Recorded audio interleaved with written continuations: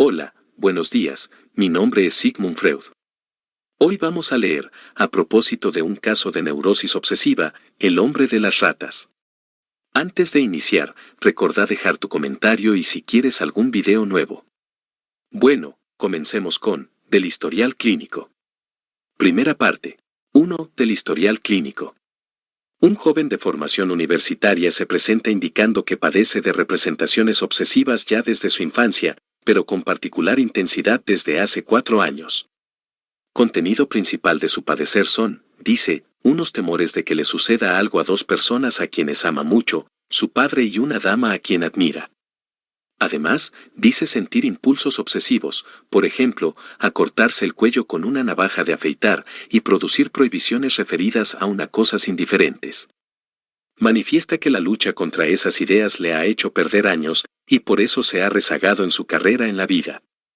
De las curas intentadas, la única provechosa fue un tratamiento de aguas en un instituto de X, pero se debió solo a haber trabado allí con una mujer un vínculo que desembocó en un comercio sexual regular. Dice no tener aquí una oportunidad como esa, sus relaciones sexuales son raras y a intervalos irregulares. Las prostitutas le dan asco. Su vida sexual ha sido en general pobre, el onanismo desempeñó solo un ínfimo papel a los 16 o 17 años. Afirma que su potencia es normal, primer coito a los 26 años. Impresiona como una mente clara, perspicaz. Al preguntarle yo qué lo movió a situar en el primer plano las noticias sobre su vida sexual, responde que es aquello que él sabe sobre mis doctrinas. No ha leído nada de mis escritos, salvo que hojeando un libro mío halló el esclarecimiento de unos raros enlaces de palabras, y tanto le hicieron acordar estos a sus propios trabajos de pensamiento, con sus ideas que se resolvió a confiarse a mí. A. La introducción del tratamiento. Después que al día siguiente lo comprometió a la única condición de la cura, la de decir todo cuanto se le pase por la cabeza aunque le resulte desagradable, aunque le parezca niño, o que no viene al caso o es disparatado, y que le dejo librado escoger el tema con el cual quiere inaugurar sus comunicaciones, empieza como sigue. Tiene un amigo a quien respeta extraordinariamente. Acude a él siempre que lo asedia un impulso criminal, y le pregunta si no lo desprecia como delincuente. Él lo apoya, aseverándole que es un hombre intachable que probablemente desde su juventud se ha habituado a considerar su vida bajo esos puntos de vista. Antes, dice, otra persona ejerció sobre el parecido influjo, un estudiante que tenía 19 años cuando él mismo andaba por los 14 o 15, este estudiante le había cobrado afecto y había elevado tan extraordinariamente su sentimiento de sí que podía creerse un genio. Este estudiante fue luego su preceptor hogareño, y de pronto modificó su comportamiento rebajándolo como a un idiota. Por último, reparó en que se interesaba por una de sus hermanas y solo había trabado relación con él para conseguir el acceso a la casa. Esta fue la primera gran conmoción de su vida. Luego prosigue, como repentinamente. B. La sexualidad infantil. Mi vida sexual empezó muy temprano. De acuerdo de una escena de mi 4º a 5º año, desde mi 6º año poseo recuerdo completo, que años después me añoró con claridad. Teníamos una gobernanta joven, muy bella, la señorita Peter. Cierta velada yacía ella, ligeramente vestida, sobre el sofá, leyendo, yo yacía junto a ella y le pedí permiso para deslizarme bajo su falda. Lo permitió, siempre que yo no dijera nada a nadie. Tenía poca ropa encima, y yo le toqué los genitales y el vientre, que se me antojó curioso. Desde entonces me quedó una curiosidad ardiente, atormentadora, por ver el cuerpo femenino. Todavía sé con qué tensión aguardaba en los baños, a donde aún me permitían ir con la señorita y mis hermanas, que ella entrara desvestida en el agua. Tengo más recuerdos, de mi 6º año. Había entonces en casa otra señorita, también joven y bella, que tenía abscesos en las nalgas y al anochecer solía estrujárselos. Yo acechaba ese momento para saciar mi curiosidad. También en el baño, aunque la señorita Lina era más recatada que la primera. Respuesta a una pregunta que yo le hice entre tanto, yo no dormía regularmente en la habitación de ella, casi siempre en la de mis padres, punto. Recuerdo una escena, yo debo de haber tenido 7 años. Estábamos sentados juntos, al anochecer, la señorita, la cocinera, otra muchacha, yo y mi hermano, menor que yo en 1 año y medio. De repente escuché, de la conversación de las muchachas, que la señorita Lina decía, con el pequeño es claro que una lo podría hacer, pero Paul, yo, es demasiado torpe, seguro que no acertaría, Dan Ebenfaren. No entendí con claridad a qué se referían, pero sí entendí el menosprecio y empecé a llorar. Lina me consoló y me contó que una muchacha que había hecho algo parecido con un niño que le habían confiado fue encarcelado por varios meses. No creo que haya hecho algo incorrecto conmigo, pero yo me tomaba libertades con ella. Cuando me metía en su cama, la destapaba y la tocaba, lo cual ella consentía, quieta. No era muy inteligente y evidentemente sentía una gran necesidad sexual. Con 23 años de edad, ya había tenido un hijo, cuyo padre se casó después con ella, de suerte que hoy se titula Señora Joffrat. Suelo verla todavía por la calle. Ya a los 6 años padecía de erecciones y sé que una vez acudí a mi madre para quejarme. Sé también que a raíz de ello tuve que superar unos reparos, pues yo vislumbraba el nexo con mis representaciones y mi curiosidad, y por entonces tuve durante algún tiempo la idea enfermiza de que los padres sabrían mis pensamientos, lo cual me explicaba por haberlos yo declarado sin oírlos yo mismo. Veo en eso el comienzo de mi enfermedad. Había personas, muchachas, que me gustaban mucho y por quienes yo sentía un urgentísimo deseo de verlas desnudas. Pero a raíz de ese desear tenía un sentimiento ominoso, como si por fuerza habría de suceder algo si yo lo pensaba, y debía hacer toda clase de cosas para impedirlo. Preguntado, indica, como ejemplo de esos temores, mi padre moriría, punto. Pensamientos sobre la muerte del padre me han ocupado desde temprano y por largo tiempo, dándome gran tristeza. En esta oportunidad escucho asombrado que su padre, por quien se inquietan sus temores obsesivos de hoy, ha muerto hace ya varios años. Lo que nuestro paciente, en la primera sesión de tratamiento, pinta de su 6º o 7º año no es solo, como él opina, el comienzo de la enfermedad, sino ya la enfermedad misma. Una neurosis obsesiva completa a la que no le falta ningún elemento esencial, al mismo tiempo el núcleo y el modelo del padecer posterior, por así decir el organismo elemental cuyo estudio, y solo él, nos proporcionará la escala para medir la organización compleja de la enfermedad de hoy. Vemos al niño bajo el imperio de un componente pulsional sexual, el placer de ver, cuyo resultado es el deseo, que añora siempre de nuevo y con mayor intensidad cada vez, de ver desnudas a personas del sexo femenino que le gustan.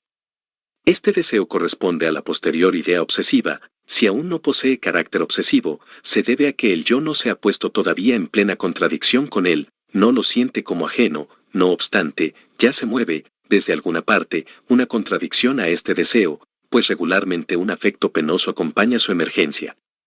Es evidente la presencia de un conflicto en la vida anímica del pequeño concupiscente, junto al deseo obsesivo, un temor obsesivo se anuda estrechamente a aquel, toda vez que piensa algo así, es forzado a temer que suceda, algo terrible. Eso terrible se viste ya de una característica imprecisión, que en lo sucesivo nunca faltará en las exteriorizaciones de la neurosis. Sin embargo, en el niño no es difícil descubrir lo escondido mediante tal imprecisión. Si respecto de cualquiera de esas nebulosas generalidades de la neurosis obsesiva puede alguien averiguar un ejemplo, esté seguro de que eso es lo originario y genuino destinado a ser encubierto por la generalización. El temor obsesivo rezaba, pues, restaurado su sentido, si yo tengo el deseo de ver desnuda a una mujer, mi padre tiene que morir. El afecto penoso cobra nítidamente la coloración de lo ominoso, lo supersticioso, y ya origina impulsos a hacer algo para extrañarse de la desgracia, semejantes a los que se impondrán luego en las medidas protectoras. Vale decir, una pulsión erótica y una sublevación contra ella, un deseo, todavía no obsesivo, y un temor, ya obsesivo, que lo contraría, un afecto penoso y un esfuerzo hacia acciones de defensa, el inventario de la neurosis está completo. Y aún hay presente otra cosa, una suerte de delirio o formación delirante de raro contenido, a saber, los padres sabrían sus pensamientos porque él los habría declarado sin oírlos él mismo. Difícilmente nos equivoquemos escuchando en este intento de explicación infantil un presentimiento de aquellos asombrosos procesos anímicos que llamamos inconscientes y de los cuales no podemos prescindir para la iluminación científica de este oscuro estado de la cuestión. Declaro mis pensamientos sin oírlos, suena como una proyección hacia afuera de nuestro propio supuesto, a saber, que él tiene unos pensamientos sin saber nada de ellos, como una percepción endopsíquica de lo reprimido. Bien claro lo discernimos, esta neurosis elemental infantil tiene ya su problema y su aparente absurdidad como cualquier neurosis complicada de un adulto. ¿Qué querrá decir que el padre tiene que morir si en el niño se mueve aquel deseo concupiscente? Es un mero sinsentido, o hay caminos para comprender esa afirmación, asirla como un resultado necesario de procesos y premisas anteriores. Si aplicamos a este caso de neurosis infantil unas intelecciones obtenidas en otra parte, no podemos sino conjeturar que también aquí, o sea, antes del 6º año, sobrevinieron vivencias traumáticas, conflictos y represiones, que, si bien cayeron bajo la amnesia, dejaron como residuo ese contenido del temor obsesivo. Luego averiguaremos hasta dónde nos es posible redescubrir esas vivencias olvidadas o construirlas con alguna certeza. Entre tanto destaquemos una coincidencia que es probable que no sea indiferente, la amnesia infantil de nuestro paciente termina, justamente, con su 6º año. Por muchos otros casos tengo noticia de un comienzo así para una neurosis obsesiva crónica en la primera infancia, con parecidos deseos concupiscentes a los que se anudan expectativas ominosas y una inclinación a acciones de defensa. Es absolutamente típico, si bien es probable que no sea el único tipo posible. Antes de pasar al contenido de la segunda sesión, digamos todavía unas palabras sobre las vivencias sexuales tempranas del paciente. Difícilmente pueda uno resistirse a calificarlas de muy ricas y eficaces. Pero esto mismo sucede en los otros casos de neurosis obsesiva que yo pude analizar. Nunca se echa de menos aquí, por oposición a la histeria, el carácter de la actividad sexual prematura. En la neurosis obsesiva se discierne, mucho más nítidamente que en la histeria, que los factores constitutivos de la psiconeurosis no deben buscarse en la vida sexual actual, sino en la infantil. La vida sexual presente del neurótico obsesivo puede a menudo parecer por entero normal al explorador superficial, y es frecuente que ofrezca muchos menos aspectos patógenos y anormalidades que en el paciente aquí considerado. C. El gran temor obsesivo. Quiero empezar hoy con la vivencia que fue para mí la ocasión directa de acudir a usted. Ocurrió en agosto, durante las maniobras militares en X. Antes me encontraba en estado miserable y me había martirizado con toda clase de pensamientos obsesivos que, empero, pronto se retiraron durante las maniobras. Me ha interesado mostrar a los oficiales de carrera que uno no solo ha aprendido algo, sino que puede aguantar bastante. Un día hicimos una pequeña marcha desde X. Durante el alto perdí mis quevedos, y, aunque me habría resultado fácil encontrarlos, no quise postergar la partida y renuncié a ellos, pero telegrafié a mi óptico de Viena para que a vuelta de correo me enviara unos de reemplazo. Durante ese mismo alto, tomé asiento entre dos oficiales, uno de ellos, de apellido checo, estaba destinado a volverse significativo para mí. Tenía yo cierta angustia ante ese hombre, pues evidentemente amaba lo cruel. No quiero afirmar que fuera malo, pero durante el rancho de los oficiales repetidas veces había abogado por la introducción de los castigos corporales, de suerte que yo había debido contradecirlo con energía. Pues bien, en ese alto entablamos plática, y el capitán contó haber leído sobre un castigo particularmente terrorífico aplicado en Oriente. Aquí se interrumpe, se pone de pie y me ruega dispensarlo de la pintura de los detalles. Le aseguro que yo mismo no tengo inclinación alguna por la crueldad, por cierto que no me gusta martirizarlo, pero que naturalmente no puedo regalarle nada sobre lo cual yo no posea poder de disposición. Lo mismo podía pedirme que le regalara 2 cometas. Le dije que la superación de resistencias era un mandamiento de la cura que nos era imposible hacer a un lado. Yo le había presentado el concepto de resistencia al comienzo de esta sesión, cuando él dijo que tenía que superar mucho dentro de sí para comunicar su vivencia. Prosigo, pero si puedo hacer algo para colegir cabalmente algo de lo insinuado por él, eso sucederá, das soll geschehen. ¿Acaso se refiere al empalamiento? No, Eso no, sino que el condenado es atado, se expresaba de manera tan poco nítida que no pude colegir enseguida en qué postura, sobre su trasero es puesto un tarro dado vuelta, en este luego hacen entrar ratas raten, que, de nuevo se había puesto de pie y mostraba todos los signos del horror y la resistencia, penetraban. En el ano, pude completar. En todos los momentos más importantes del relato se nota en él una expresión del rostro de muy rara composición, y que solo puedo resolver como horror ante su placer, ignorado, un bequenen, por él mismo.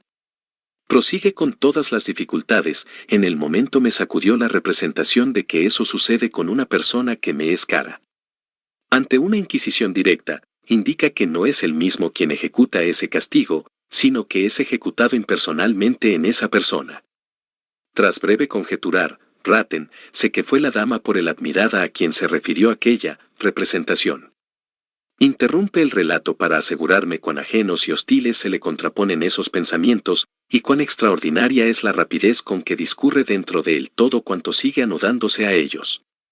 Simultánea con la idea, siempre aparece la sanción, es decir, la medida de defensa que él tiene que seguir para que una fantasía de estas no se cumpla. Cuando el capitán habló de aquel cruel castigo y le añoraron aquellas ideas, consiguió no obstante defenderse de las dos con sus fórmulas habituales, pero, acompañado por un movimiento de aventar algo con la mano, y el dicho, ¿qué se te ocurre? El plural me extrañó, y también al lector le habrá resultado incomprensible. Es que hasta ahora solo hemos tomado noticia de una idea, que el castigo de las ratas se cumpliría en la dama. Ahora se ve precisado a confesar que al mismo tiempo emergió en él otra idea, que el castigo recae también sobre su padre.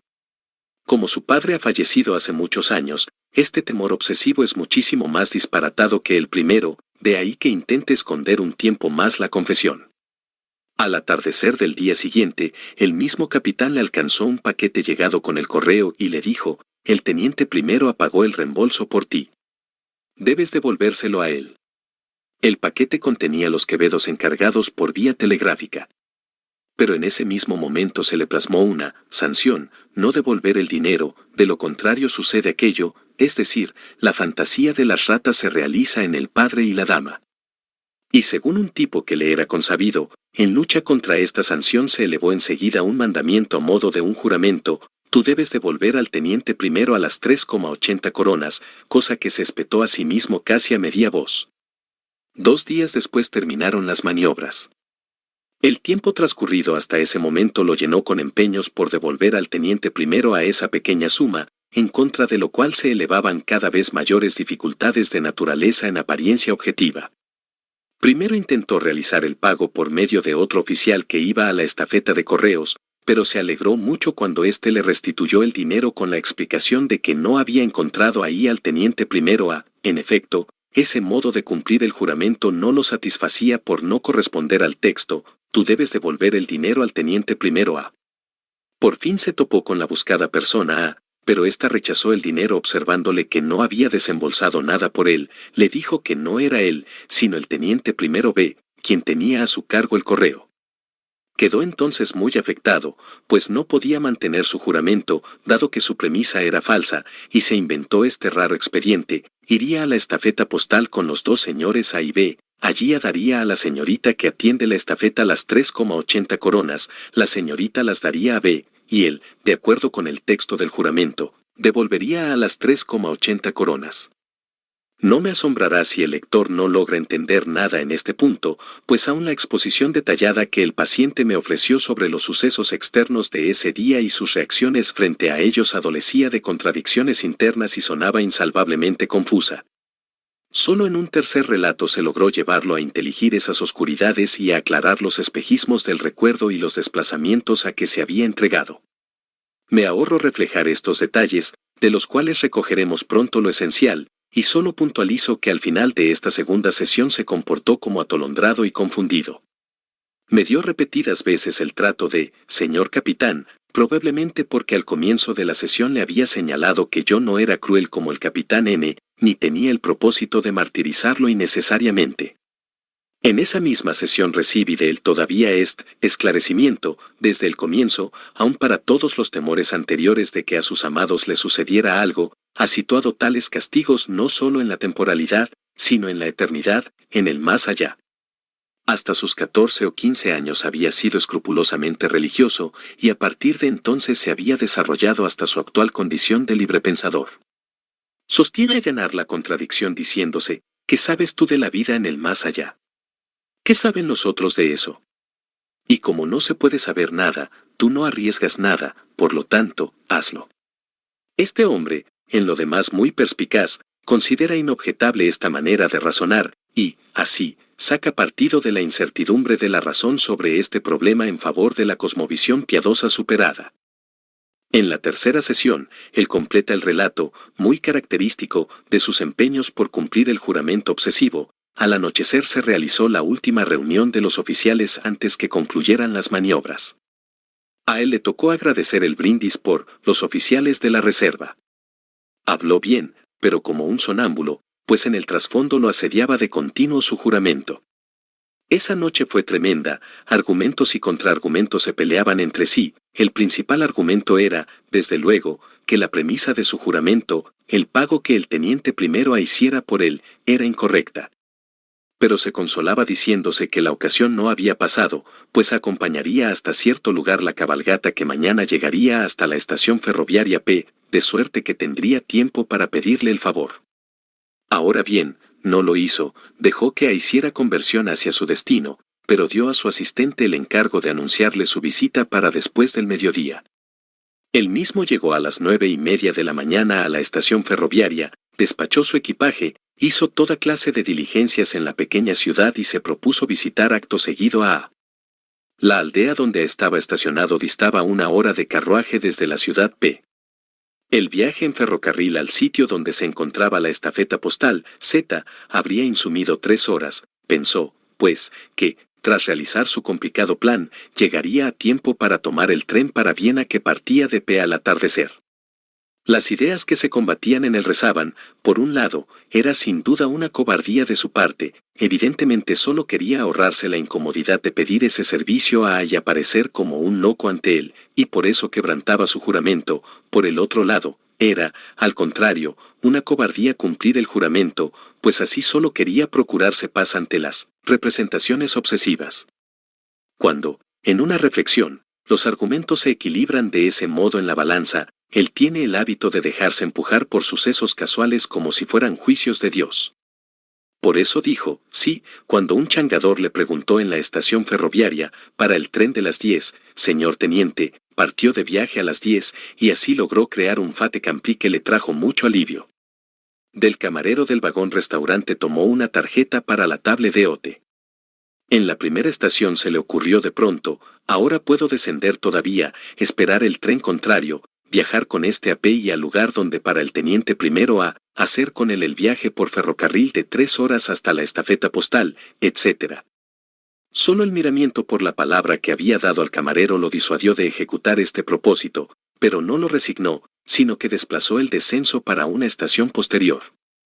Así pasó de estación en estación hasta llegar a una en la que le pareció imposible el descenso porque allí tenía parientes, y se resolvió a seguir viaje hasta Viena, buscar allí a su amigo, exponerle el caso y, según su decisión, viajar de vuelta a P con el tren nocturno. A mi duda sobre la congruencia de ello, me salió al paso aseverando que entre la llegada de un tren y la partida del otro habría tenido media hora libre. Pero, una vez en Viena, no encontró a su amigo en la posada donde había esperado hallarlo, solo a las 11 de la noche llegó a la vivienda de él y esa misma noche le expuso su caso. El amigo se hizo cruces de que todavía pudiera dudar de si era una representación obsesiva, lo tranquilizó por esa noche, de suerte que durmió muy bien, y a la mañana siguiente lo acompañó al correo para devolver las 3,80 coronas a la dirección de la estafeta postal, ahí mismo donde había llegado el paquete con los quevedos. Esta última comunicación me proporcionó el punto de apoyo para desenredar las desfiguraciones de su relato.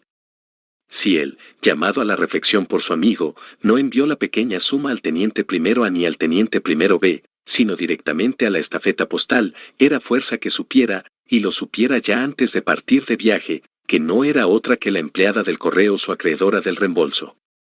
En efecto, se averiguó que lo había sabido ya antes del reclamo del capitán y de su propio juramento, pues ahora se acordaba de que algunas horas antes del encuentro con el capitán Cruel tuvo oportunidad de presentarse a otro capitán, quien le comunicó la verdadera situación. Este oficial, al escuchar su apellido, le contó que poco antes había estado en la estafeta postal y la señorita encargada de ella le preguntó si conocía a un teniente L, nuestro paciente, para quien había llegado un paquete por contrarreembolso. Respondió negativamente, pero la señorita dijo tener confianza en el teniente desconocido y que entre tanto ella misma abonaría el porte. De esta manera entró nuestro paciente en posesión de los Quevedos. El capitán Cruel cometió un error cuando al poner en sus manos el paquete le indicó que devolviera a las 3,80 coronas. Y nuestro paciente no podía menos que saber que era un error. A pesar de ello, se hizo el juramento basado en ese error, juramento que por fuerza se le convertiría en un martirio. Se había escamoteado a sí mismo, y a mí en el relato, el episodio del otro capitán y la existencia de la señorita confiada. Convengo en que tras esta rectificación su comportamiento se vuelve todavía más disparatado e incomprensible de lo que era antes. Tras abandonar a su amigo y volver al seno de su familia, lo asaltaron de nuevo las dudas. Es que los argumentos de su amigo no eran otros que los suyos propios, y no se engañaba sobre el hecho de que su tranquilización temporaria era atribuible solo al influjo personal del amigo. La decisión de acudir a un médico fue entretejida en el delirio de la habilidosa manera siguiente: se haría extender por un médico un certificado según el cual necesitaba, para restablecerse, de ese acto que meditaba con el teniente primero A, y éste se dejaría mover por el certificado a aceptarle las 3,80 coronas. El azar de haberle caído por entonces en las manos un libro mío guió hacia mí su elección. Pero conmigo no se podía ni hablar de aquel certificado, muy razonable, solo pidió ser liberado de sus representaciones obsesivas. Muchos meses después, en el apogeo de la resistencia, volvió a añorarle la tentación de viajar, no obstante, hasta P, buscar allí al teniente primero A y escenificar con él la comedia de la devolución del dinero. De la introducción en el entendimiento de la cura. No se espere saber tan pronto que tengo para aducir sobre la aclaración de estas representaciones obsesivas de raro sinsentido, las representaciones acerca de las ratas. La técnica psicoanalítica correcta ordena al médico sofocar su curiosidad y deja al paciente la libre disposición sobre la secuencia de los temas en el trabajo. Por eso, en la cuarta sesión recibí al paciente con la pregunta: ¿cómo proseguirá hoy usted? Me he resuelto a comunicarle algo que tengo por muy sustantivo y que me martiriza desde el comienzo. Relata ahora con mucha amplitud la historia de la enfermedad de su padre, muerto de enfisema 9 años atrás. Un atardecer, en la creencia de que se trataba de un estado de crisis, preguntó al médico cuándo podría considerarse superado el peligro. La respuesta fue: pasado mañana al atardecer. No se le pasó por la mente que el padre podría no sobrevivir a ese plazo. A las 11:30 de la noche se fue a la cama por 1 hora, y cuando despertó a la 1 se enteró por un amigo médico de que su padre había muerto. Se hizo el reproche de no haber estado presente en el momento de la muerte, reproche que se reforzó al comunicarle la enfermera que en los últimos días su padre había pronunciado una vez su nombre y le había preguntado, cuando ella se le acercaba: ¿es Paul? Creyó haber notado que su madre y sus hermanas querían hacerse parecidos reproches, pero no hablaron sobre ello. Ahora bien, al comienzo el reproche no era martirizador. Durante largo tiempo no se hizo cargo del hecho de su muerte. Una y otra vez le ocurría decirse, tras escuchar un buen chiste: tienes que contárselo a tu padre. También su fantasía jugaba con el padre, de suerte que a menudo, cuando golpeaban a la puerta, pensaba: ahora viene mi padre. Cuando entraba en una habitación esperaba hallar ahí al padre, y por más que nunca olvidara el hecho de la muerte, la expectativa de esa aparición fantasmal no tenía para él nada de terrorífico, sino que era algo en extremo deseado. Solo 1 año y medio después el recuerdo de su omisión despertó y empezó a martirizarlo horriblemente, a punto tal de tacharse de criminal. Ocasionamiento de ello fue la muerte de una tía política y la visita que él hizo a la casa mortuoria. A partir de ahí añadió a su edificio de pensamientos la perduración en el más allá. Una seria incapacidad para el trabajo fue la consecuencia inmediata de este ataque.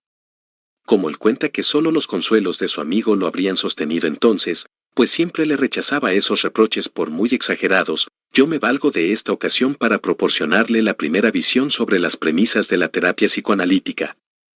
Cuando existe una mesallianza entre contenido de representación y afecto, o sea entre magnitud del reproche y ocasión de él, el ego diría que el afecto es demasiado grande para la ocasión, vale decir, exagerado, y que, por tanto, es falsa la conclusión extraída del reproche, la de ser un criminal. Por el contrario, el médico dice, no, el afecto está justificado, la conciencia de culpa no es susceptible de ulterior crítica, pero aquel pertenece a otro contenido que no es consabido, es inconsciente, y que es preciso buscar primero. El contenido de representación consabido solo ha caído en este lugar en virtud de un enlace falso, Falschverknüpfung. Ahora bien, no estamos habituados a registrar en nosotros afectos intensos sin contenido de representación, y por eso, cuando éste falta, acogemos como subrogado otro que de algún modo convenga, es lo que hace nuestra policía, si no puede atrapar al verdadero asesino, aprisiona en su lugar a uno falso. Solo el hecho del enlace falso puede explicar la impotencia del trabajo lógico contra la representación torturante. Y concluyo admitiendo que de esta nueva concepción derivan al comienzo enigmas mayores, pues, ¿cómo daría él la razón a su reproche de haber cometido un crimen contra el padre, si sabía muy bien que en verdad nunca habla incurrido en algo criminal contra él? Muestra luego, en la sesión siguiente, gran interés por mis exposiciones, pero se permite alegar alguna duda, como, en verdad, puede producir efecto curativo la comunicación de que tiene razón el reproche, la conciencia de culpa. No es esa comunicación la que produce tal efecto, sino el descubrimiento del contenido ignorado, un Bekannt, al cual pertenece el reproche. Pues sí, a eso justamente se refiere su pregunta.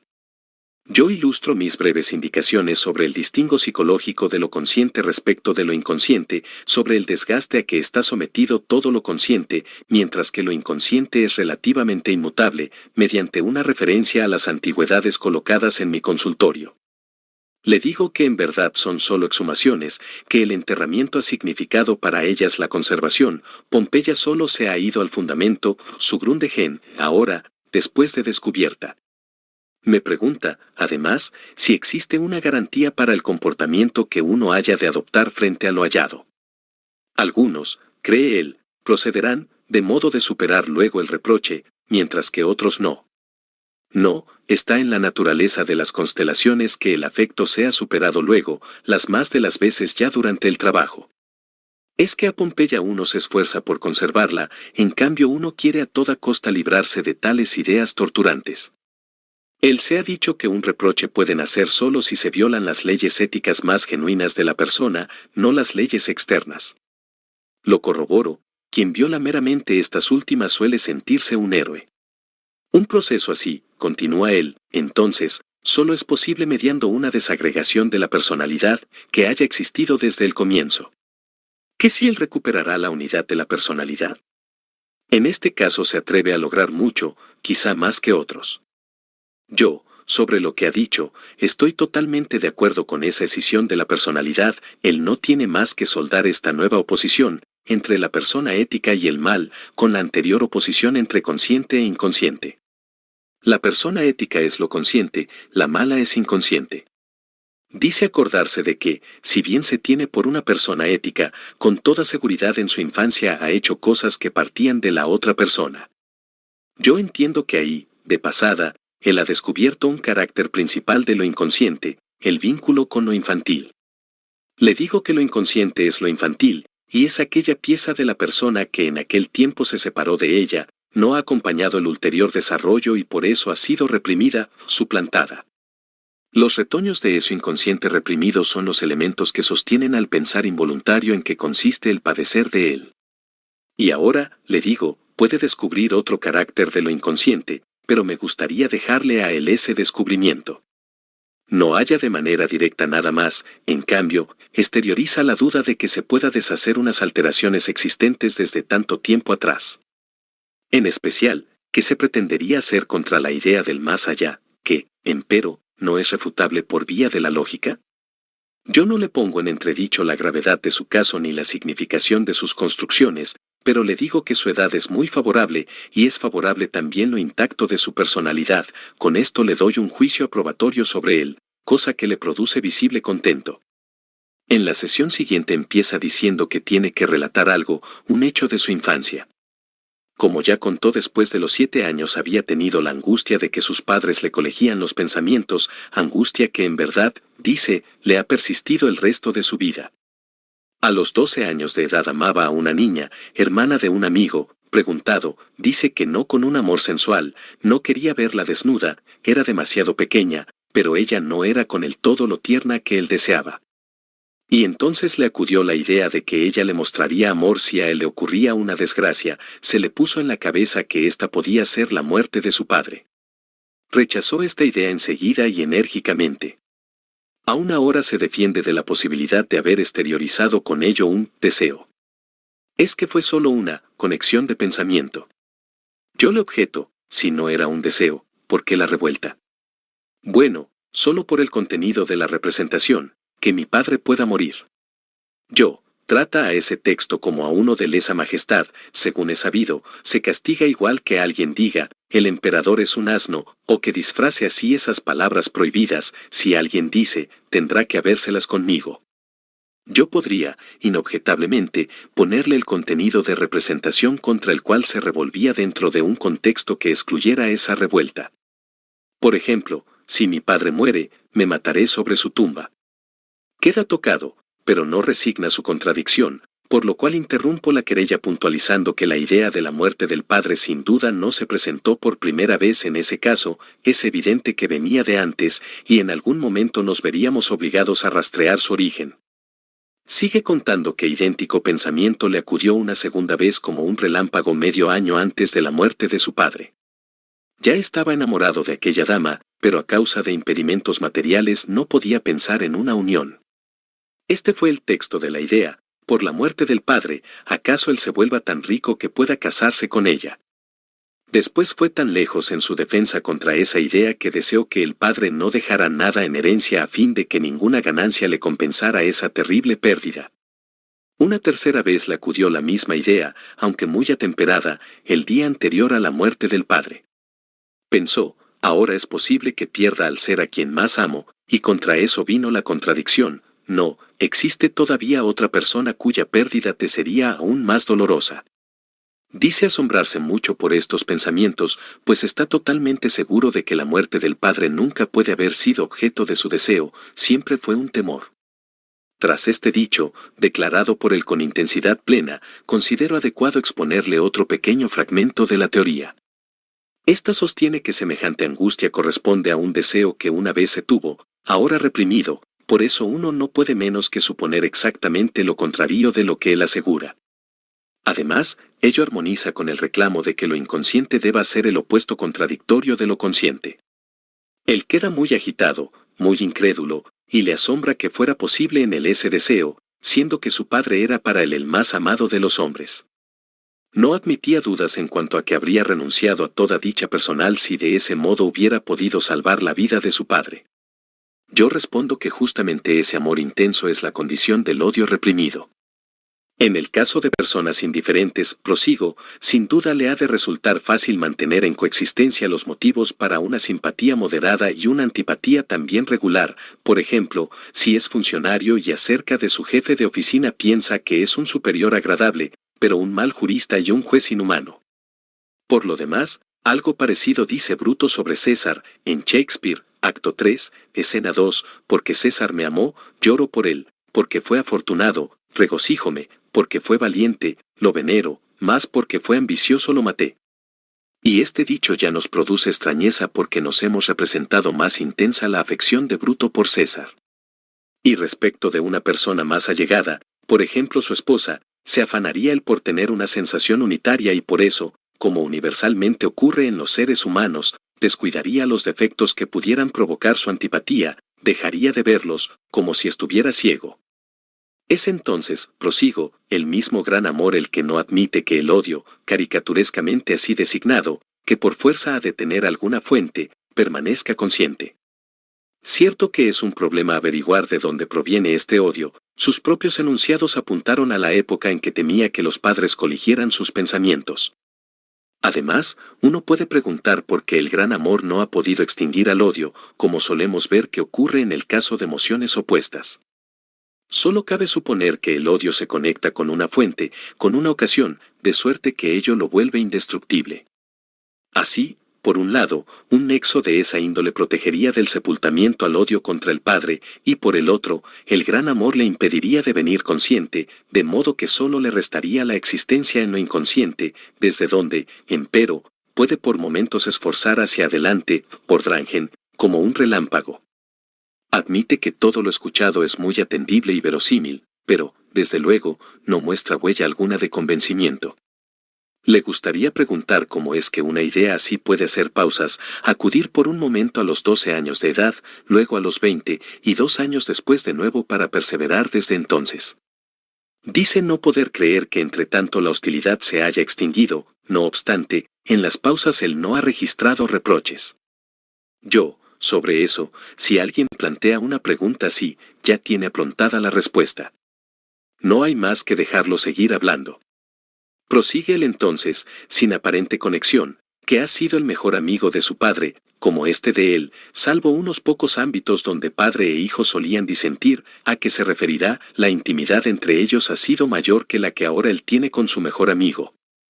Es cierto que ha amado mucho a aquella dama por cuya causa relegó al padre en la idea, pero con relación a ella nunca movió unos genuinos deseos sensuales, como los que llenaron su infancia. Sus mociones sensuales, dice, han sido mucho más intensas en la niñez que en la pubertad.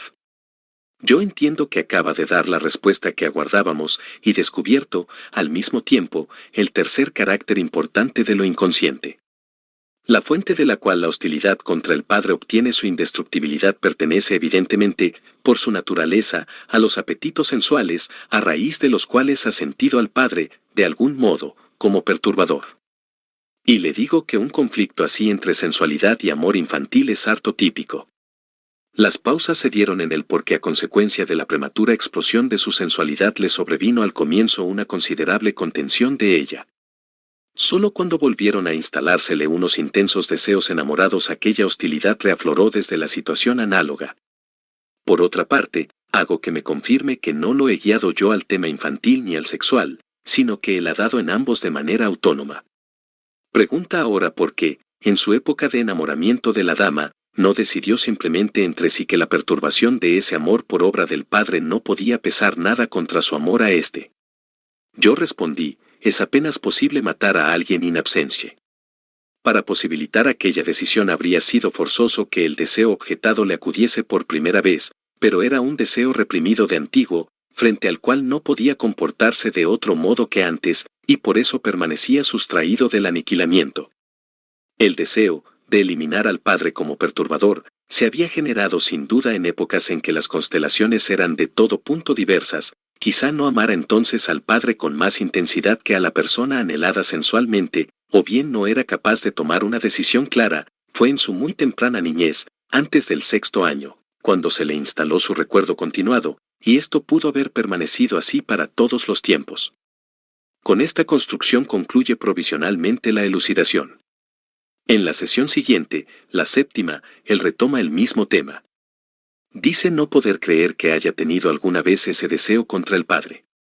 Se acuerda de una novela corta de Sudermann, que le produjo honda impresión. En ella, una mujer sentía, junto al lecho de su hermana enferma, el deseo de que muriera para poder casarse con el marido de esa hermana.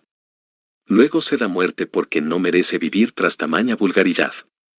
Él dice comprenderlo, y que sería bien justo si hubiera de perecer, su Grundegen, irse al fundamento, a raíz de su pensamiento, pues no merece otra cosa.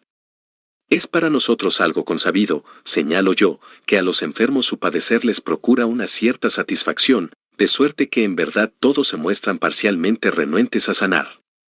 No ha de perder de vista, le digo, que un tratamiento como el nuestro se realiza bajo continuas resistencias, y que yo se lo recordaré una y otra vez. Quiere hablar ahora de una acción criminal en la que no se reconoce, pero que recuerda con toda precisión. Cita una sentencia de Nietzsche: yo lo he hecho, dice mi memoria, yo no puedo haberlo hecho, dice mi orgullo, y se mantiene inflexible. Al fin, cede la memoria. En esto, pues, no ha cedido mi memoria. Justamente porque usted obtenía placer de sus reproches para el autocastigo. Con mi hermano menor, ahora estoy en excelentes términos con él, me preocupa mucho porque quiere concertar un casamiento que yo tengo por un disparate. Ya he tenido la idea de viajar hasta allí, Finreisen, y dar muerte a esa persona para que no pueda casarse con ella. He reñido mucho cuando niño.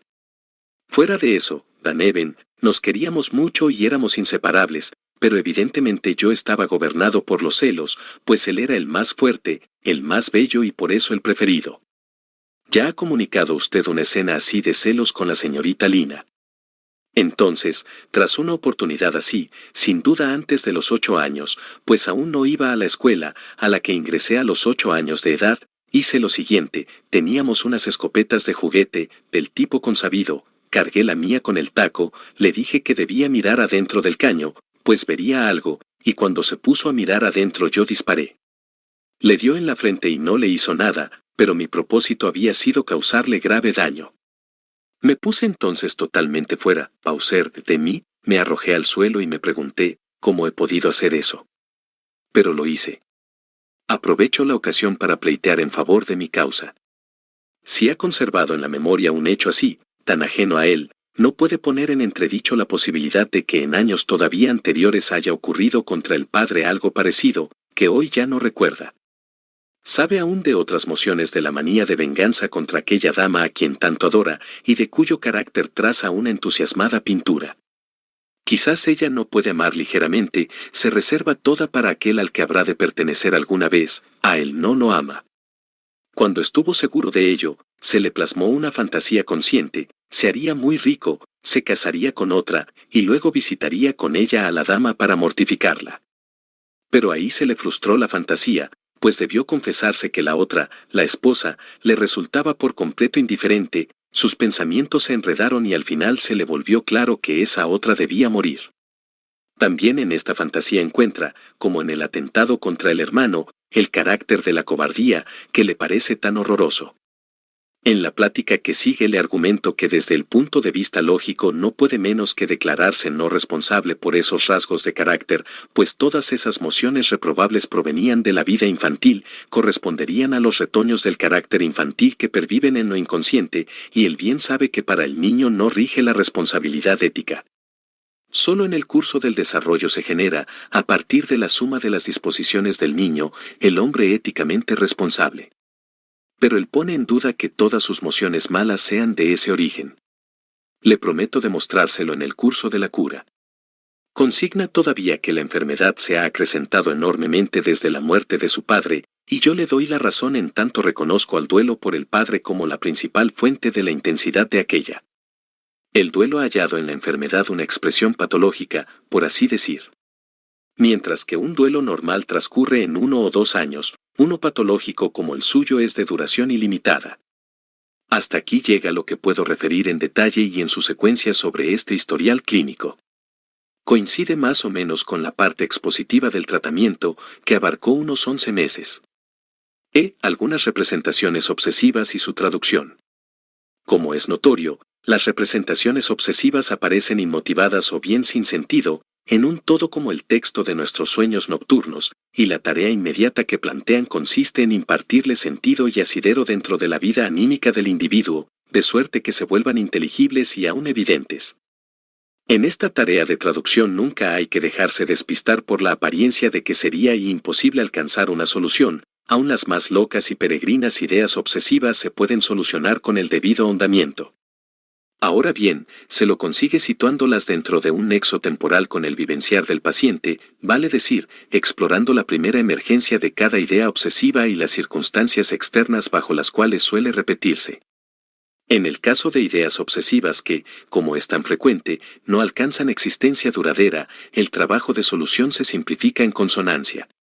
Es fácil convencerse de que tras descubrir el nexo de la idea obsesiva con el vivenciar del paciente, nuestra intelección obtiene pleno acceso a todo cuanto pueda restar de enigmático y digno de ser conocido en el producto patológico, su significado, Bedeutung, intencionalidad, el mecanismo de su génesis, su descendencia de las fuerzas pulsionales psíquicas decisivas.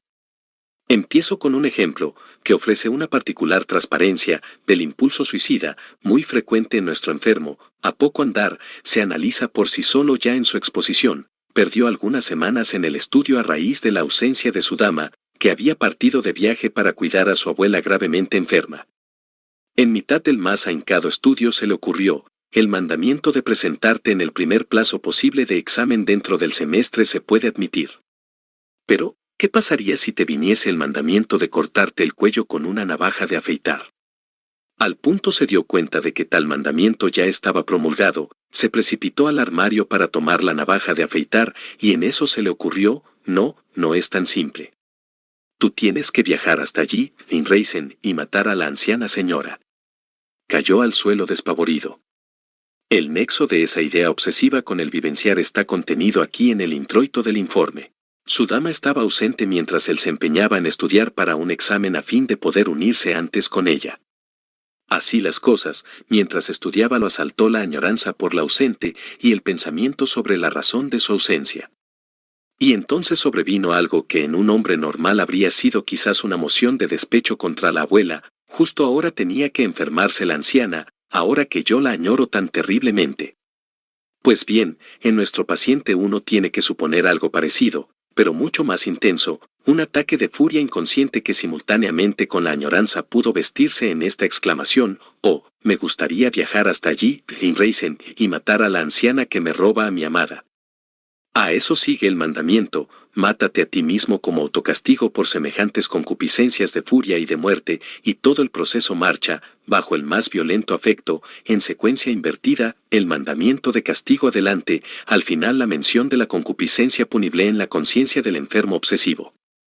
No creo que este ensayo de explicación pueda parecer forzado o haya dado cabida a muchos elementos hipotéticos. Otro impulso, de más prolongada persistencia, a un suicidio por así decir indirecto, no resultó tan fácil de esclarecer porque pudo esconder su vínculo con el vivenciar tras una de las asociaciones extrínsecas que tan chocantes aparecen a nuestra conciencia. Cierto día, durante unas vacaciones veraniegas, le vino de pronto la idea de que era demasiado gordo, Dick, y debía adelgazar. Empezó a levantarse de la mesa antes de los postres, a correr por la calle sin sombrero bajo el solazo de agosto y a subir luego los montes a paso de carga, hasta que debía detenerse bañado en sudor. Por otra parte, una vez salió a la luz sin disfraz el propósito suicida detrás de esta manía de adelgazar: encontrándose sobre una escarpada ladera, de pronto le fue pronunciado el mandamiento de saltar abajo, lo cual le habría significado una muerte segura. La solución de este actuar obsesivo sin sentido solo se le ofreció a nuestro paciente cuando se le ocurrió, de pronto, que por aquel tiempo también la dama amada se hallaba en ese lugar de veraneo, pero en compañía de un primo inglés que se ocupaba mucho de ella y de quien él estaba muy celoso. El primo se llamaba Richard y, como es de uso universal en Inglaterra, lo llamaban Dick, en alemán, gordo. Ahora bien, lo quería matar a este Dick, estaba mucho más celoso y furioso contra él de lo que podía confesarse, y por eso se impuso como autocastigo la pena de aquella cura de adelgazamiento. Por diferente que parezca este impulso obsesivo del anterior mandamiento suicida directo, ambos comparten un rasgo sustantivo: su génesis como reacción frente a una ira enorme, no aprehensible por la conciencia, contra una persona que aparece como perturbadora del amor. Pero otras representaciones obsesivas, orientadas también a la amada, permiten discernir un mecanismo y una descendencia pulsional diversos. En la época en que su dama estaba presente en ese lugar de veraneo, además de aquella manía de adelgazamiento, produjo toda una serie de actividades obsesivas que, al menos en parte, se referían directamente a la persona de ella. Cierta vez que viajaba con ella en un barco en tanto arreciaba un fuerte viento, se vio obligado a constreñirla a que se pusiera la capa de él porque se le había plasmado el mandamiento: que no te suceda nada. Era una suerte de compulsión protectora que dio también otros frutos. En una oportunidad, estando juntos en medio de una tormenta, le sobrevino la compulsión de tener contado hasta 40 o 50 entre rayo y trueno, sin que acertara a entenderlo. El día que ella partió, él tropezó contra una piedra de la calle, y se vio obligado a removerla porque le vino la idea de que dentro de unas horas el carruaje de ella pasaría por la misma calle y podría dañarse con esa piedra, pero algunos minutos después se le ocurrió que eso era un disparate, y se vio obligado a regresar y volver a poner la piedra otra vez en su anterior lugar en medio de la calle. Tras la partida de ella, se apoderó de él una compulsión de comprender que lo volvió insoportable para todos los suyos. Lo constreñía a comprender con exactitud cada sílaba que alguien le dijera, como si de otro modo se le escapase un gran tesoro. Así, preguntaba siempre, ¿qué acabas de decir? Y cuando se lo repetían, él creía que la primera vez había sonado diferente y quedaba insatisfecho. Todos estos productos de la enfermedad dependen de un episodio que en ese tiempo dominaba su relación con la amada. Cuando se despidió de ella en Viena antes del veraneo, interpretó uno de sus dichos como si quisiera desmentirlo ante los circunstantes, lo cual lo hizo muy desdichado. En el lugar de veraneo hubo oportunidad para declararse, franquearse, y entonces la dama pudo demostrarle que con aquellas palabras que él había entendido mal quiso más bien preservarlo del ridículo. Esto le devolvió la dicha. La compulsión de comprender contiene la más nítida referencia a ese episodio. Está plasmada como si él cavilase entre sí, tras esta experiencia, nunca más tienes permitido entender mal a nadie si quieres ahorrarte una pena superflua. Pero este designio no solo es generalizado a partir de una ocasión única, es también desplazado, quizás a causa de la ausencia de la amada, desde su muy estimada persona a todas las demás personas de menor valor. Y, por otro lado, la compulsión no puede proceder solo de la satisfacción por el esclarecimiento que recibió de ella, es preciso que exprese además otra cosa, puesto que desemboca en la duda insatisfactoria en torno de la reproducción de lo escuchado. Los restantes mandamientos obsesivos nos ponen sobre la pista de este diverso elemento.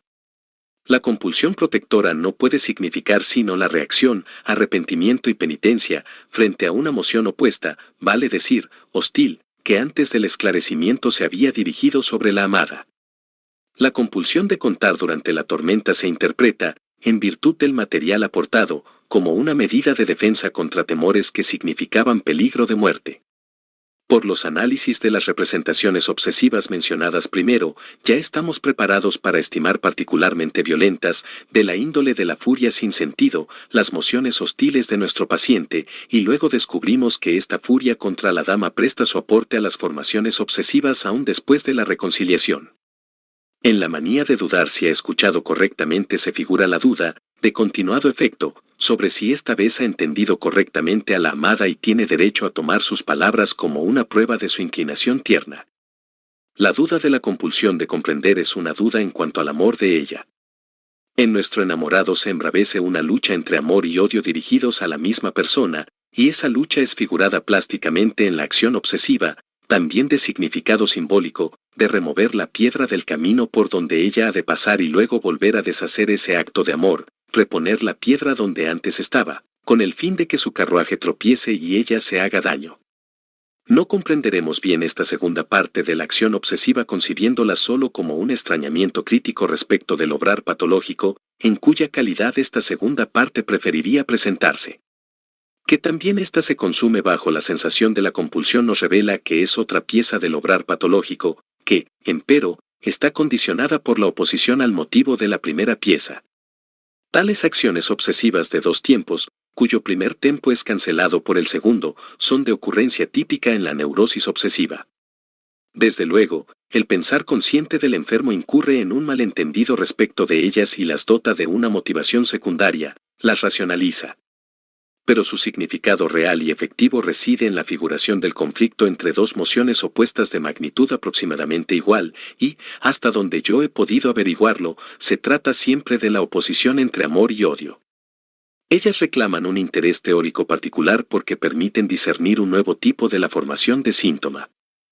En vez de llegarse, como acontece por regla general en la histeria, a un compromiso que contenta a ambos opuestos en una sola figuración, matando dos pájaros de un tiro, aquí los dos opuestos son satisfechos por separado, primero uno y después el otro, aunque no, desde luego, sin que se intente establecer entre esos opuestos mutuamente hostiles algún tipo de enlace lógico, a menudo violando toda lógica.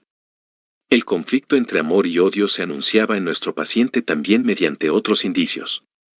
En la época en que volvió a despertar su piedad religiosa, él se instituyó unas plegarias que poco a poco le llegaron a tomar hasta 1 hora y media porque en las fórmulas piadosas, Balaam invertido, se le inmiscuía siempre algo que las trastornaba hacia lo contrario, INSG gentil verquebren. Por ejemplo, si decía, Dios lo proteja, el espíritu maligno añadía rápidamente un no. Una de esas veces le vino la idea de blasfemar, Pues entonces sin duda se colaría una contradicción. En esta ocurrencia se abrió paso la intención originaria, reprimida, suplantada por la plegaria. En semejante aprieto halló la solución de cortar las plegarias y sustituirlas mediante una fórmula breve construida a partir de la mezcolanza de las letras o las sílabas iniciales de plegarias diferentes. Y luego la declaraba tan rápido que nada podía metérsele entre medio, das Wischen fahren. Una vez me trajo un sueño que contenía la figuración del mismo conflicto en su transferencia al médico: mi madre ha muerto. Quiere presentar sus condolencias, pero tiene miedo de producir la risa impertinente que ya repetidas veces ha mostrado a raíz de casos luctuosos. Por eso prefiere escribir una tarjeta con P.C., pero estas letras se le mudan, al escribirlas, en P.F. La querella de sus sentimientos hacia su dama era demasiado nítida para que pudiera sustraerse del todo su percepción consciente, si bien es cierto que de las exteriorizaciones compulsivas de esa querella tenemos derecho a inferir que él no poseía la estimación correcta sobre la profundidad de sus mociones negativas. 10 años atrás, la dama había respondido con un no a su primer cortejo. Desde entonces, y también dentro de su saber, alternaron, Bechstein, cambiaron de vía, épocas en que creía amarla intensamente con otras en las que sentía indiferencia hacia ella.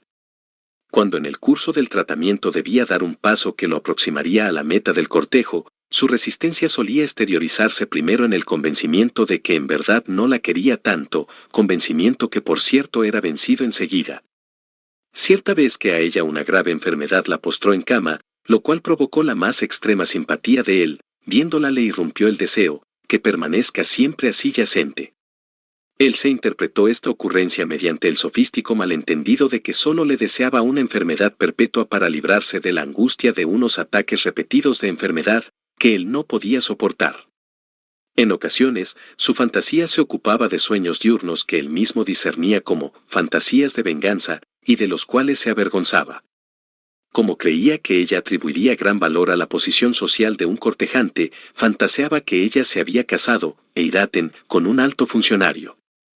Entraba él entonces en la misma oficina y progresaba allí mucho más que aquel, que pasaba a ser subordinado suyo. Un día este hombre comete una acción prohibida. La dama cae a sus pies, lo conjura para que salve a su marido. Él se lo promete, le revela que solo por amor a ella ha entrado en esa oficina, porque ha previsto un momento así. Le dice que ahora, con la salvación de su marido, ha cumplido su misión, que renuncia a su puesto. En otras fantasías, cuyo contenido era hacerle un gran servicio, etc., sin que ella supiese que era él quien se lo prestara, reconocía meramente la ternura, sin apreciar que el origen y tendencia de su magnanimidad era reprimir, suplantar, la manía de venganza, siguiendo el modelo del conde de Montecristo, de Dumas. Por lo demás, confesó que en ocasiones estaba bajo impulsos muy nítidos de hacerle algo a la dama por él admirada. Ellos callaban las más de las veces en presencia de ésta, y reaparecían en su ausencia. El ocasionamiento de la enfermedad. Un día, nuestro paciente mencionó al pasar un episodio en el que yo enseguida debí discernir el ocasionamiento de la enfermedad, o al menos la ocasión reciente del estallido, unos 6 años atrás, de la enfermedad que todavía perduraba. Él mismo no tenía vislumbre ninguna de que acababa de presentar algo sustantivo, no podía acordarse de haber concedido valor a dicho episodio, que por otra parte nunca había olvidado. Esta conducta reclama ser apreciada teóricamente. En la histeria es regla que las ocasiones recientes de la enfermedad sucumban a la amnesia lo mismo que las vivencias infantiles con cuyo auxilio aquellas trasponen su energía de afecto en síntomas. Toda vez que un olvido total sea imposible, el ocasionamiento traumático reciente será empero roído por la amnesia y despojado al menos de sus componentes más sustantivos. En esa amnesia vemos nosotros la prueba de la represión sobrevenida. En la neurosis obsesiva sucede por lo general de otro modo. Es posible que las premisas infantiles de la neurosis sucumban a una amnesia, a menudo solo incompleta, en cambio, las ocasiones recientes de la enfermedad se encuentran conservadas en la memoria. La represión se ha servido aquí de otro mecanismo, en verdad más simple, en lugar de olvidar al trauma, le ha sustraído la investidura de afecto, de suerte que en la conciencia queda como secuela un contenido de representación indiferente, considerado inesencial. El distingo se sitúa en el acaecer psíquico que podemos construir tras los fenómenos. El resultado del proceso es casi el mismo, pues el contenido mnémico indiferente solo rara vez es reproducido y no desempeña papel alguno en la actividad de pensamiento consciente de la persona. Para distinguir entre ambas variedades de la represión, en un primer abordaje solo podemos emplear el aseguramiento del paciente: tiene la sensación de haber sabido siempre lo uno y de tener olvidado lo otro desde hace mucho tiempo. Por eso, enfermos obsesivos que padecen de autorreproches y han anudado sus afectos a ocasionamientos falsos, no es raro que hagan al médico la comunicación correcta, sin vislumbrar que sus reproches están simplemente divorciados de esta última. La exteriorizan en ocasiones con asombro o hasta con vanagloria, pero nada me importa de eso. Así sucedió en el primer caso de neurosis obsesiva que hace muchos años me abrió el entendimiento de esa afección. El paciente, un funcionario público que padecía de innumerables escrúpulos, el mismo de quien he informado la acción obsesiva con la rama en el parque de Chombrún, me llamó la atención por el hecho de entregarme siempre florines de papel limpios y tersos como pago por la consulta. En aquel tiempo todavía no teníamos en Austria moneda de plata. Al observarle yo que uno reconoce enseguida al funcionario por los florines flamantes que cobra de la tesorería del Estado, me informó que los florines en modo alguno eran nuevos, sino que los alisaba, los planchaba, en su casa. Se hacía una cuestión de conciencia de no entregar en la mano a nadie florines de papel roñosos, es que ahí se adherían las más peligrosas bacterias, podrían hacer daño al receptor. Ya en aquella época tenía yo una vislumbre insegura sobre el nexo de las neurosis con la vida sexual, y así me atreví a inquirir en otra ocasión al paciente cómo andaban las cosas en este punto. «Oh, todo en orden», opinó sin reflexionar. «No padezco ninguna insuficiencia. En muchas casas de buena familia hago el papel de un amable tío viejo, y de ahí saco partido, de tiempo en tiempo, para convidar a una muchachita a una excursión campestre. Arreglo luego las cosas de suerte que perdamos el tren y debamos pernoctar en el campo. Después tomo siempre 2 habitaciones, soy muy noble, pero cuando la muchacha se ha metido en la cama, me llego a ella y la masturbo con mis dedos. Pero, ¿y no teme usted hacerles daño trabajándoles en sus genitales con su mano roñosa? Aquí él se sulfuró. ¿Daño? ¿Qué podría hacerles daño? A ninguna le ha causado daño, a todas les pareció bien. Algunas de ellas ya están casadas y eso no las dañó en nada. Tomó muy a mal mi objeción y no volvió nunca más. Ahora bien, solo por un desplazamiento del afecto de reproche yo pude explicarme el contraste entre sus escrúpulos con los florines de papel y su falta de miramientos para abusar de las niñas a él confiadas. La tendencia de este desplazamiento era bien nítida: si él hubiera de dejar el reproche en su debido lugar, por fuerza tendría que renunciar a una satisfacción sexual a la que probablemente era esforzado por intensos determinantes infantiles. Mediante el desplazamiento, entonces, consigue una considerable ganancia de la enfermedad. Ahora debo entrar más en los detalles del ocasionamiento de la enfermedad de nuestro paciente. Su madre había sido criada, como parienta lejana, en el seno de una familia rica que explotaba una gran empresa industrial. Y su padre, simultáneamente con el casamiento, entró al servicio de esa empresa y así, en verdad por su elección matrimonial, obtuvo un pasar bastante bueno. Por recíprocas burlas entre sus padres, cuya relación conyugal era excelente, el hijo supo que algún tiempo antes de conocer a la madre, su padre había hecho la corte a una muchacha pobre y linda, de familia modesta. He ahí la prehistoria. Tras la muerte del padre, la madre comunicó un día al hijo que entre ella y sus parientes ricos se había hablado sobre el futuro de él, y uno de los primos había expresado su buena disposición para entregarle una de sus hijas cuando él terminara sus estudios, y que su vinculación con los negocios de la firma le abriría brillantes perspectivas aún en su trabajo profesional. Este plan de la familia le encendió el conflicto: si debía permanecer fiel a su amada pobre o seguir las huellas del padre y tomar por esposa a la bella, rica y distinguida muchacha que le habían destinado. Y a ese conflicto, que en verdad lo era entre su amor y el continuado efecto de la voluntad del padre, lo solucionó enfermando, mejor dicho, enfermando se sustrajo de la tarea de solucionarlo en la realidad objetiva. La prueba de esta concepción reside en el hecho de que una pertinaz incapacidad para trabajar, que le hizo posponer varios años la terminación de sus estudios, fuera el principal resultado de la enfermedad. Ahora bien, aquello que es el resultado de una enfermedad está en el propósito de ella, la aparente consecuencia de la enfermedad es, en la realidad efectiva, la causa, el motivo de devenir enfermo. Como bien se entiende, mi esclarecimiento no halló al comienzo aceptación alguna en el paciente. Dijo no poder representarse semejante efecto del plan matrimonial, en su momento, no le produjo la menor impresión. Pero en la ulterior trayectoria de la cura se vio forzado, por un curioso camino, a convencerse de que mi conjetura era correcta. Con ayuda de una fantasía de transferencia vivenció como nuevo y presente lo que había olvidado del pasado, o lo que solo inconscientemente había discurrido en él.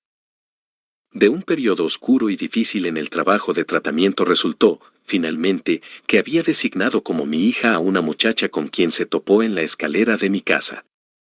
Ella excitó su complacencia, e imaginó que yo era tan amable con él y le tenía tan inaudita paciencia solo porque lo deseaba para yerno, a raíz de lo cual elevó la riqueza y nobleza de mi casa hasta el nivel que tenía por arquetipo. Pero contra esa tentación bregó en su interior el no extinguido amor por su dama. Después que hubimos vencido una serie de las más severas resistencias y los más enojosos insultos, no pudo sustraerse del efecto convincente que producía la plena analogía entre la transferencia fantaseada y la realidad objetiva de entonces. Reproduzco uno de sus sueños de ese periodo para dar un ejemplo del estilo de su figuración. Él ve ante sí a mi hija, pero tiene 2 emplastos de excremento en lugar de los ojos. Para todo el que comprenda el lenguaje de los sueños, la traducción resultará fácil: se casa con mi hija, no por sus lindos ojos, sino por su dinero.